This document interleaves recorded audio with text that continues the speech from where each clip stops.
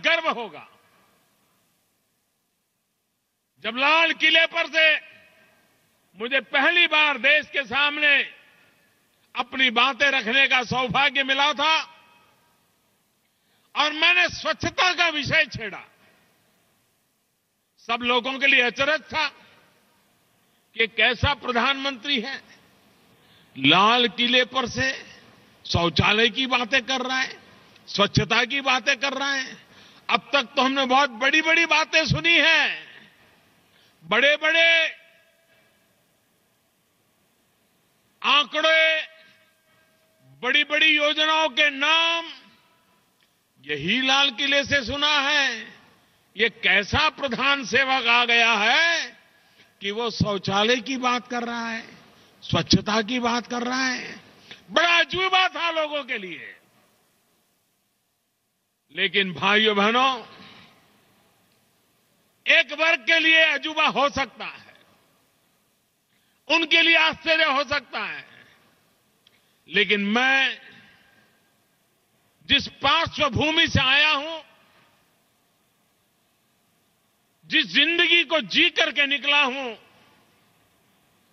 और इसलिए इन चीजों की जिंदगी में क्या अहमियत होती है, इन बातों को मैं भली भांति अनुभव कर सकता हूं। देश के छोटे छोटे लोगों को कैसी कैसी चीजों से गुजरना पड़ता है, ये अपने अनुभव से मैंने जाना है, समझा है। और इसलिए एक बार मैंने कहा था कि मेरी पार्श्वभूमि ऐसी है, मेरा लालन पालन ऐसा है कि जिसमें एक छोटे व्यक्ति को अत्यंत पीछे आखिरी कतार से आए हुए व्यक्ति को जो अनुभूति होती है, और इसलिए मैंने कहा था कि मैं छोटा हूं और छोटे छोटे लोगों के लिए बड़े बड़े काम करके रहूंगा, ये मेरा इरादा है। मैं देशवासियों का आभारी हूं कि स्वच्छता अभियान को जनता ने अपना कार्यक्रम बना लिया। मीडिया ने भी 100% मदद की। प्रारंभ में राजनीतिक विरोध के लोगों ने उसका उपहास किया, लेकिन बाद में भी उन्होंने उसकी आलोचना करना बंद कर दिया। एक प्रकार से हर किसी का सहयोग मिला। आजादी के बाद जन समर्थन से शासन कैसे चल सकता है, जन भागीदारी से शासन कैसे चल सकता है, जनता जनार्दन की अगुवाई में सरकार कैसे चल सकती है, इसके अनेक उदाहरण आपने देखे हैं। भाइयों बहनों, हमारे देश में गैस सिलेंडर 9 देना या 12 देना, उस पर हिंदुस्तान के बड़े बड़े नेता उलझे हुए थे। संसद में घंटों तक 9 सिलेंडर की 12 सिलेंडर की चर्चाएं हुआ करती थी। वो भी एक वक्त था, ये भी एक वक्त है। एक ऐसी सरकार आपने बिठाई जिस सरकार ने लोगों से कहा कि आप गैस की सब्सिडी छोड़ते क्यों नहीं हो, अरे गरीब के लिए कुछ छोड़ो।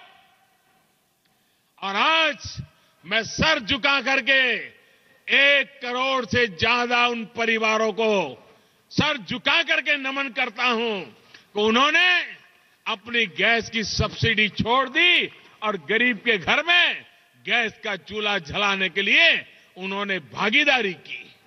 भाइयों बहनों, हिंदुस्तान के जन मन की ताकत को समझ करके, जन सामर्थ्य के समझ करके योजनाओं में जन भागीदारी को बढ़ाते बढ़ाते आगे बढ़ने के हमने फैसले किए हैं। भाइयों बहनों, नोटबंदी बड़ा कठोर निर्णय था। अभी भी कुछ लोग यही कहते हैं कि हम इतने बड़े कठोर निर्णय की कभी कल्पना तक नहीं कर सकते। और उन दिनों में टीवी पर राजनेताओं के भाषणों में पूरे देश में आक्रोश पैदा करने के लिए क्या कुछ नहीं हुआ था। अगर सरकार का इरादा नेक न होता, सदिच्छा से लिया हुआ फैसला न होता, तो इतने बड़े कड़े फैसले को जिस प्रकार से आग लगाने की कोशिश चली थी, कितनी बड़ी ताकतवर सरकार हो भस्म हो जाती। लेकिन ये 125 करोड़ देशवासी थे, उनके आशीर्वाद थे। इतने बड़े कृत्रिम बवंडर के बावजूद भी, भ्रमित करने के कोटि कोटि प्रयासों के बावजूद भी देश की जनता तसू भर भी डगमगाई नहीं, हिली नहीं और कंधे से कंधा मिला करके मुझ जैसे प्रधान सेवक के साथ खड़ी रही। आप मुझे बताइए, ऐसी जनता के लिए जिंदगी खपा देने से कितना आनंद मिलता होगा। ये आनंद की अनुभूति मैं करता। लोग मुझे कभी कभी पूछते हैं कि मोदी जी थकते नहीं हो क्या, इतना दौड़ते रहते हो। मैंने कहा 125 करोड़ देशवासी हर पल मुझसे एक कदम आगे चलते हैं, हर बात में मेरा साथ देते हैं। उनके लिए ये जिंदगी खपाने का जो आनंद है वो मुझे थकने नहीं देता है, मुझे काम करने की प्रेरणा देता है। तन समर्पित, मन समर्पित और यह जीवन समर्पित। चाहता हूं मां तुझे और क्या दूं, इसी भाव को लेकर के काम करने की प्रेरणा मुझे मिलती है। भाइयों बहनों, हमारे देश में निर्णय और बदलाव जनता में एक वक्त था, क्या माहौल था सामान्य जीवन में, निराशा व्याप्त थी। और निराशा इस हद तक घर कर गई थी कि अब भाई कुछ होने वाला नहीं है, अब गुजारा कर लो, जिंदगी गुजार लो, अब कुछ होने वाला नहीं है। भाइयों बहनों, देखते ही वक्त बदल चुका है। आज अब कुछ होगा नहीं, ऐसा ही चलने वाला है, ऐसे ही जीना पड़ेगा, जिंदगी का गुजारा कर लो, ये भाव खत्म हो चुका है। हर किसी के दिल में एक आशा जगी है, नहीं नहीं जरूर होगा, कुछ न कुछ अच्छा होगा, हम जरूर आगे बढ़ेंगे, देश दुनिया में ताकतवर बनेगा। ये विश्वास हिंदुस्तान के कोटि कोटि जनों में आज पैदा हुआ है।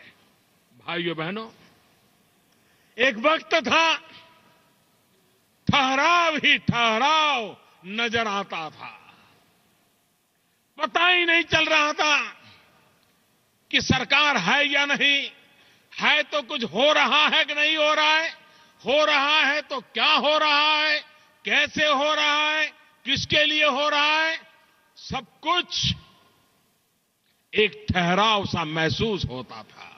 आज प्रति पल ठहराव से निकल करके एक निरंतर अविरत प्रवाह, हर दिन नए कार्यक्रम, हर दिन नई योजना, हर दिन नया प्रयास, हर दिन नई कोशिश देश अनुभव कर रहा है। जब कार्य संस्कृति बदलती है, कार्यशैली बदलती है, नेतृत्व की सोच बदलती है, ईमानदारी के साथ चलने का फैसला होता है, तो फिर सरकार वही, मुलाजिम वही, फाइलें वही, दफ्तर वही, समय वही, उसके बावजूद भी हर कोई काम में लग जाता है, बदलाव शुरू हो जाता है। आज देश अनुभव कर रहा है, बदलाव देख रहा है।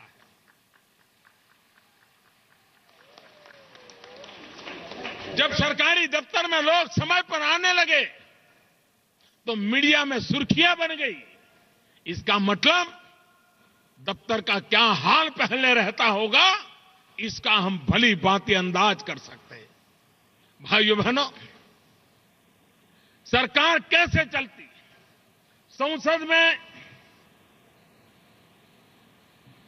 कानून बनने के बाद इतनी बड़ी महत्वपूर्ण पार्लियामेंट, कोटि कोटि जनों के वोट से चुनकर के आए हुए पार्लियामेंट के मेंबर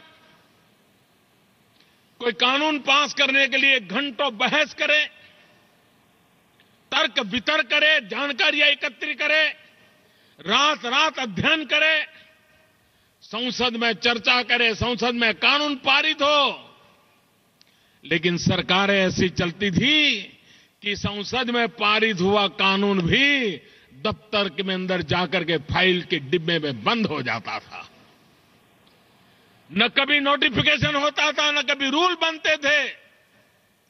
इससे बड़ी संसद की अवमानना क्या हो सकती है? आपने देखा होगा, बेनामी संपत्ति इस देश के हर नागरिक को भ्रष्टाचार, बेईमानी के करीब गुस्सा है, आक्रोश है। 1988 में बेनामी संपत्ति के संबंध में कानून बना। 28 साल तक वो नोटिफाई नहीं हुआ, रूल्स नहीं बने। कैसी सरकार? भाइयों बहनों, आज देश में एक और माहौल नजर आ रहा है। एक समय था जब अच्छे से अच्छे ईमानदार व्यक्ति को भी ईमानदारी से जीना चाहिए कि नहीं जीना चाहिए, इस पर सवाल या निशान खड़ा हो चुका था। उसका मन विचलित होने लगा था। पीढ़ी दर पीढ़ी ईमानदारी से जिंदगी जीने के बाद वो सोचने लगा था कि ईमानदार रह करके क्या पाया। देखो वो बेईमान कहां पहुंच गया, देखो वो बेईमान क्या होता है उसको, देखिए उसकी बेईमानी। ये सरकारी नौकरी करता है, वैकेशन में विदेश घूमने का पैसा कहां से लाता है। ये कल तक तो साइकिल चलाता था, आज इतना बड़ा बंगलो कहां से ले आया। ईमानदार व्यक्ति जब ये देखने लगा, उसकी ईमानदारी भी लड़खड़ाने लगी, मन विचलित होने लगा। वो दिन थे। आज भाइयों बहनों, 125 करोड़ देशवासी इस बात को अनुभव करते हैं कि हिंदुस्तान में पहली बार ईमानदारी को अवसर आया है। ईमानदारी के लिए जीने का अवसर आया है। जो ईमानदारी से जीता था, उसका विश्वास बढ़ा है। उसको लगता है अब बेईमानों के लिए चैन से जीना मुश्किल हुआ है, अब मेरी ईमानदारी रंग लाएगी। भले मेरी जिंदगी में सुख वैभव नहीं आया, लेकिन शांति से जीने का अवसर आया है। आज ये वातावरण बना है। कुछ दिन पहले मुझे बड़े अच्छे घराने के कुछ बच्चे मिले थे। ऐसे ही मैंने पूछा नौजवानों को कि भाई यूथ में क्या चल रहा है। उन्होंने कहा, साहब हमारे घर में एक चर्चा है, हम हमारे माता पिता से चर्चा करते हैं कि आपके जमाने में जो था वो था, आपने बेईमानी की होगी, सरकारी नियमों को तोड़ा होगा, आपने लोगों को खरीदा होगा, लेकिन अब वक्त बदला है। हमारी पीढ़ी ईमानदारी से कुछ करना चाहती है और हमें विश्वास है कि हम ईमानदारी से अच्छी जिंदगी जी सकते हैं। भाइयों बहनों, ईमानदारी को अवसर मिले, मैं जानता हूं इसके लिए मुझे कितना कष्ट झेलना पड़ता है, कितनी बातों पर मुझे कठोरता बरतनी पड़ती है, लेकिन मैं देश की जनता को वादा करके आया हूं और उस वादे को मैं पूरी तरह निभाऊंगा। भाइयों बहनों, एक वक्त था जब देश में काले धन का ही कोहरम मचा हुआ था। काला धन, काला धन, काला धन, यही कान पे आता था। एक ऐसी सरकार है जहां काला धन नहीं, जन धन, जन धन, जन धन, यही शब्द सुनाई देते हैं। ये फर्क है दोस्तों, ये फर्क है। और आज जनधन की चर्चा होती है, आने वालों में दिवसों में डीजी धन की चर्चा भी सहज रूप से होने चाहिए है। कहां काला धन, वहां से निकल करके जन धन और अब आगे डीजी धन, एक के बाद एक हमारी यात्रा का रास्ता खुलता चला जा रहा है। भाइयों बहनों, हमने सरकार बनाई, 26 को शपथ लिया, 2 दिन के बाद हमारी कैबिनेट मीटिंग हुई। पहली मीटिंग में पहला निर्णय था काले धन के खिलाफ कदम उठाने का। और भाइयों बहनों, चोरी के पैसों से जो बड़े बड़े बंगले बना करके बैठे हैं, बेनामी संपत्ति जिन्होंने बनाई है, 18-20 साल के उनके बेटे दुनिया की महंगे से महंगी मोटर बाइक लेकर के दुनिया में वट मार रहे हैं। अगर वो पैसा बेईमानी का है तो हम निकाल करके रहेंगे, गरीबों को लौटा के रहेंगे। भाइयों बहनों, मैं जानता हूं इसकी कीमत चुकानी पड़ेगी, हर कीमत चुकाने के लिए तैयार हूं, लेकिन जनता को जो वादा किया है उस वादे से मैं कभी मुकरने वाला नहीं हूं। मैं ये लड़ाई लड़ने वाला हूं, क्योंकि मैं देख रहा हूं 125 करोड़ देशवासी ईमानदारी का उत्सव मनाने के लिए फैसला कर चुके हैं और मैं देश की जनता के साथ चलने के लिए तैयार हूं। भाइयों बहनों, जब 125 करोड़ देशवासी संकल्प कर लेते हैं, आगे बढ़ने का निर्णय कर लेते हैं और शासन प्रो पीपल होता है, प्रो पुअर होता है, प्रो एक्टिव होता है, तो जनता जनार्दन का भरोसा भी अनेक गुना बढ़ जाता है, फिर काम सरल हो जाते हैं। आज मैं अनुभव कर रहा हूं, अब नोटबंदी के बाद किसी ने सोचा होगा कि करीब करीब 90 लाख से भी ज्यादा लोग ईमानदारी के अवसर में जुड़ गए, टैक्स देने के लिए सामने से आगे आए और इनकम टैक्स डिपार्टमेंट के साथ अपने आप को जोड़ दिया। अभी तो सरकार ने किसी को कुछ कहा नहीं है, अभी तो सिर्फ मैं चीजें तैयार कर रहा हूं। उसके बावजूद भी 90 लाख लोगों का अपने आप देश को कर चुकाने के लिए आगे आना, ये अपने आप में ईमानदारी के अवसर को एक ताकत देने वाली घटना के रूप में मैं देखता हूं। भाइयों बहनों, हमारा ये विश्वास रहा है कि हम जनता जनार्दन पे भरोसा करें। अंग्रेजों ने कभी भी हिंदुस्तान की जनता पे भरोसा नहीं किया। वे इस देश को गुलाम बनाए रखने के लिए हर हिंदुस्तानी पर शक करते हुए अपनी शासन व्यवस्था को विकसित किया था। दुर्भाग्य से आजादी के बाद भी सरकारों की आदत वही रही और जनता पे शक करना। भाइयों बहनों, पिछले 3 साल के बाद में आपने देखा होगा, हमने हर काम में जनता पर भरोसा करने को प्राथमिकता दी है। शुरुआत यहीं से करते हैं। जनता जनार्दन नागरिक सही बोलता है, हमें पहले मान के चलना चाहिए कि सही बोलता है। अगर गलत हमारे पास जानकारी आए तब उसकी गलती को उसके बात करनी चाहिए, आते ही उसको गलत मान करके नहीं चलना चाहिए।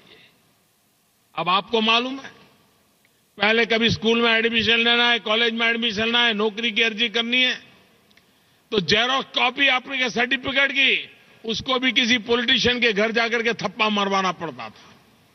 क्यों भाई? जब जेरॉक्स मशीन है, जब फाइनल इंटरव्यू होगा नौकरी का, उस समय जो ओरिजिनल कॉपी है वो देख लीजिए। अभी उसको क्यों दौड़ाते हो? हमारी सरकार ने निर्णय कर लिया, देश की जनता पे भरोसा करो, वो खुद अपने आप अपना साइन कर दे, खुद ही कह देगा हाँ ये मेरी ट्रू कॉपी है, दे ले, मान लो उसको।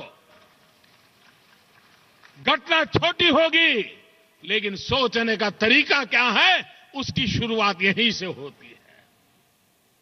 हमने इनकम टैक्स में लोगों को कहा कि 50 लाख का अगर आपका कारोबार है प्रोफेशनल का, आप अपने हिसाब से सरकार को बता दीजिए और इतनी मात्रा में टैक्स दे दीजिए, आपको कोई हिसाब रखने की जरूरत नहीं, दिखाने की जरूरत नहीं। जनता पे भरोसा करना चाहिए, जनता पे विश्वास करना चाहिए। दिल्ली में एक ऐसी सरकार है जिसका अपने पर ईमानदारी का इतना विश्वास है कि वो जनता को ईमानदार मानती है और ईमानदार जनता पे भरोसा करके आगे बढ़ने का फैसला लेकर के चलती है। एक अलग कार्य संस्कृति क्या होती है, एक अलग कार्य करने का तरीका क्या होता है, यह आज देश अनुभव कर रहा है। भाइयों बहनों, आज देश में दुनिया के अंदर जो आईटी रिवॉल्यूशन आया है, हिंदुस्तान पीछे नहीं रह सकता है। अफवाहें फैलाने वाले फैलाते रहेंगे, लेकिन हमने इस टेक्नोलॉजी को भरपूर फायदा उठाना है। एक के बाद एक हमारे कदम गरीब से गरीब व्यक्ति को एम्पावर करने वाले हैं। बैंकों की ब्रांच कम थी, हमने पोस्ट ऑफिस को पेमेंट बैंक में बदलने का निर्णय कर लिया। एकदम रातों रात लाखों नई बैंकें बन गई।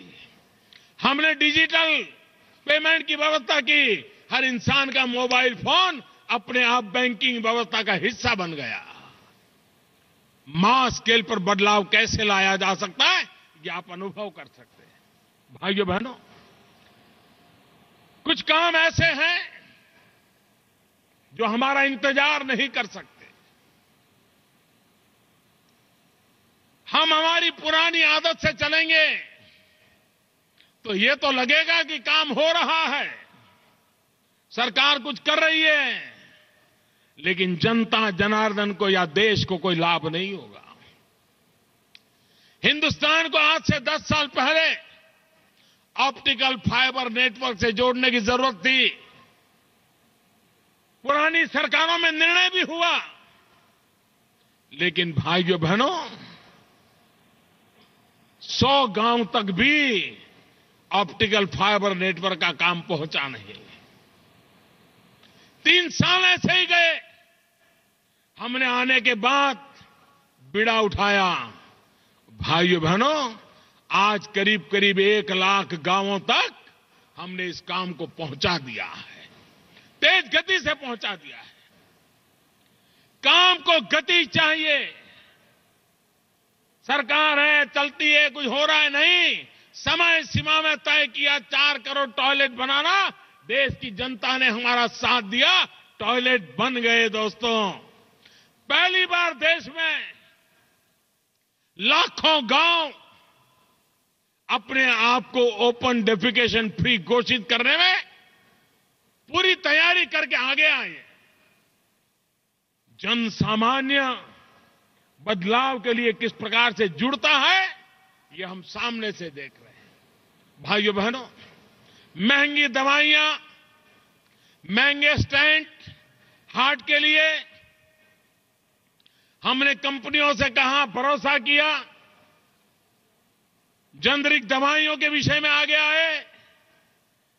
जो स्टेंट लाख सवा लाख के थे वो 20, 25, 27 हजार पर पहुंच गए। जो 40, 45 हजार के थे वो 5 हजार, 7 हजार में आकर के रुक गए। जो दवाइयां 1200, 1500, 2000, 3000 में बिकती थी वो 80 रुपया, 100 रुपये, 125 रुपये में दवाई बिकने लग गई। गरीब को दवाई मिले, लोगों के सहयोग से निर्णय किया जा सकता है, बदलाव जाया जा सकता है। भाइयों बहनों, सैटेलाइट पहले भी जाते थे, लेकिन जब 104 सैटेलाइट एक साथ जाते हैं तो दुनिया चौंक जाती है। गति ये होती है, काम का स्केल ये होता है, इसके ये नमूने हैं। भाइयों बहनों, एक बहुत बड़े फर्क पर काम को आगे बढ़ाने की दिशा में हमारा प्रयास है। प्रधानमंत्री कृषि सिंचाई योजना, कौन कहता है पहले की सरकारों में तालाब नहीं बनते थे? बनते थे। कौन कहता है पहले की सरकारों में डैम नहीं बनते थे? बनते थे। कौन कहता है पहले की सरकारों में पानी की व्यवस्था की चिंता नहीं थी? हमने कभी मना नहीं किया। लेकिन देश के किसान की जो आवश्यकता है वो और सरकार के काम की गति, ये दोनों इतनी मिसमैच थी कि कभी देश के किसान को, देश की इकोनॉमी को, एग्रीकल्चर का कोई लाभ नहीं मिल सकता। हमने प्रधानमंत्री कृषि सिंचाई योजना, एक फोकस एक्टिविटी शुरू की। 90 प्रोजेक्ट हाथ में लिए, हजारों करोड़ रुपए लगाने का फैसला किया और उन 90 योजनाओं को पूरा करके लाखों हेक्टेयर धरती को पानी से सिंचित करने की दिशा में हमने बीड़ा उठाया। और मैं आज विश्वास से कहता हूं, ये प्रधानमंत्री कृषि सिंचाई योजना के द्वारा हर खेत को पानी, ये सपना पूरा करने की संभावना पैदा हुई है। और अगर हमारे देश का किसान मदद करे, पर ड्रॉप मोर क्रॉप, बूंद बूंद पानी से फसल का उत्तम उत्पादन करने का फैसला करे, micro irrigation, drip irrigation, sprinkler technology का उपयोग, इसको अगर हम महत्व दें, भाइयों बहनों, मुझे विश्वास है कि मेरे देश के किसान की जिंदगी में पानी कभी संकट पैदा न करे, ये स्थिति पैदा की जा सकती है। इनपुट कॉस्ट कम हो, हमने सोलार पैम्प का अभियान चलाया है। बिजली का खर्चे से किसान को मुक्ति मिल जाए, सफलतापूर्वक काम आगे बढ़ रहा है। एक जमाना था यूरिया के लिए 24-24 घंटे किसान को कतार में खड़ा रहना पड़ता था, लाठीचार्ज हुआ करता था। हर मुख्यमंत्री भारत सरकार के दरवाजे पर दस्तक देता था कि हमें यूरिया चाहिए। हमने यूरिया का निम कोटिंग किया। निम कोटिंग करने से जो यूरिया किसान के नाम पर निकलता था, लेकिन केमिकल की फैक्ट्री में चला जाता था, अब नीम कोटिंग यूरिया का खेती के सिवाय कहीं उपयोगी नहीं हो सकता है। और यह अनुभव आया कि 2 साल हो गए इस देश में यूरिया के लिए कहीं पर कमी महसूस नहीं हुई। कोई चर्चा नहीं है कि यूरिया है कि नहीं है। और नीम कोटिंग करने के कारण पहले से किसान उसका उपयोग भी कम करने लगा है, फसल ज्यादा पैदा करने लगा है। हर प्रकार की फसल में नीम कोटिंग यूरिया के कारण वृद्धि हुई है, किसान को सीधा सीधा लाभ हुआ है। हमने एलईडी बल्ब का अभियान चलाया। आज मध्यम वर्ग के परिवार जिसके घर के अंदर 4 या 5 लट्टू होंगे, एलईडी बल्ब लगाया तो आज उसके घर में 200, 500, 1000 रुपए की बचत हुई, बिजली की बचत हुई, लाखों करोड़ों रुपए की बचत हुई। हमने डायरेक्ट बेनिफिट स्कीम चालू की, लाभार्थी के खाते में सीधा पैसा जमाने की योजना चालू की और उसका परिणाम ये आया कि हजारों करोड़ रुपए, मोटा मोटा अंदाज है 60,000 करोड़ रुपया जो कभी गलत हाथों में चला जाता था, योजनाओं के नाम पर चला जाता था, गरीब लाभार्थी के नाम पर चला जाता था, सच्ची यादी, सच्ची व्यवस्था, बैंक अकाउंट में पैसे जाने लगे, सारी चोरी पकड़ी गई। 60,000 करोड़ रुपया, सालाना 60,000 करोड़ रुपया इस देश का चोरी होता बच गया भाइयों बहन, आधार की मदद से हुआ।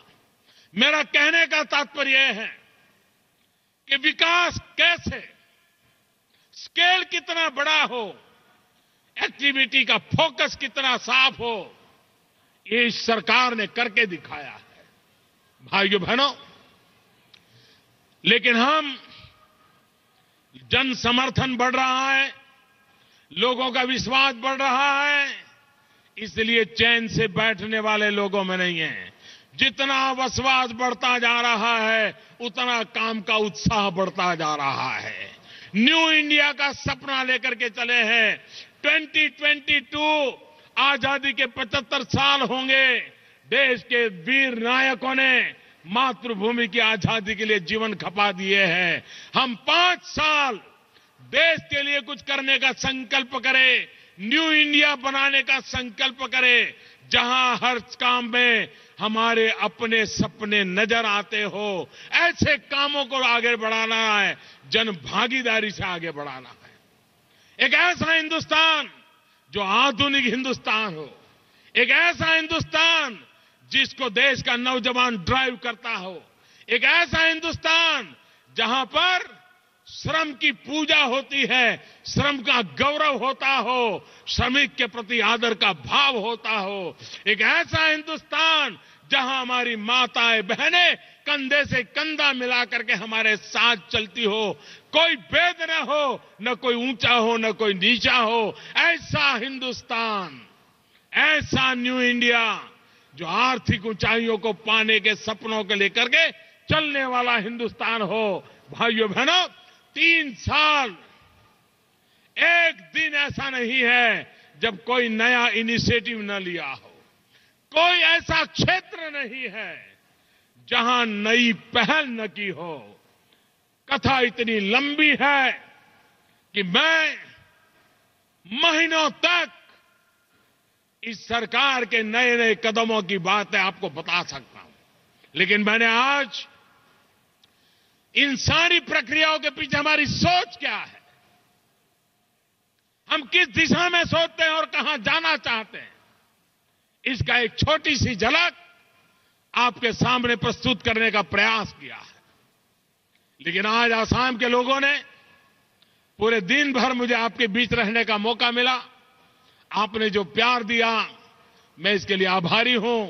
और गुवाहाटी की धरती से, मां कामाख्या की धरती से मैं देशवासियों को भी विश्वास दिलाता हूं, आपने जो विश्वास रखा है, उस विश्वास की हर कसौटी पर हमें कस के देखिए, हम खरे उतरने का भरपूर प्रयास करेंगे। आपका भरोसा, आपका समर्थन, आपका विश्वास हमें काम करने की ताकत देता है, और नए काम करने की ताकत देता है, और नई योजनाएं बनाने की ताकत दे रहा है। ये आप ही का सहयोग है। ये जो कुछ भी सफलता है वो 125 करोड़ देशवासियों की है। ये जो कुछ भी प्रगति है वो 125 करोड़ देशवासियों की है। 125 करोड़ देशवासी, यही मेरी टीम इंडिया है। ये टीम इंडिया की सफलता है, और यही सफलता दुनिया में भारत को गौरव से सर ऊंचा करने के लिए तैयार करेगी। इस विश्वास के साथ आप सबका बहुत बहुत धन्यवाद।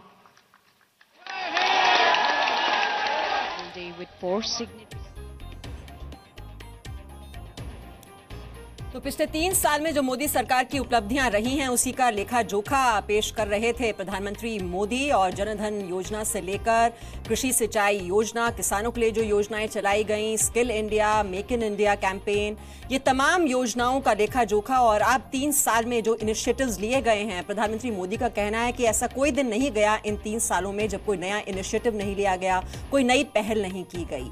लेकिन जोर इस बात पर था कि अब फोकस जो है वो न्यू इंडिया का जो सपना है उसे पूरे करने पर रहेगा। और न्यू इंडिया का सपना पूरा हो, इसके लिए जो जन भागीदारी है वो बहुत जरूरी है। हिंदुस्तान में पहली बार ईमानदारी का अवसर आया है और सबको मिलकर काम करना होगा। बेईमानों के बुरे दिन शुरू हो गए हैं।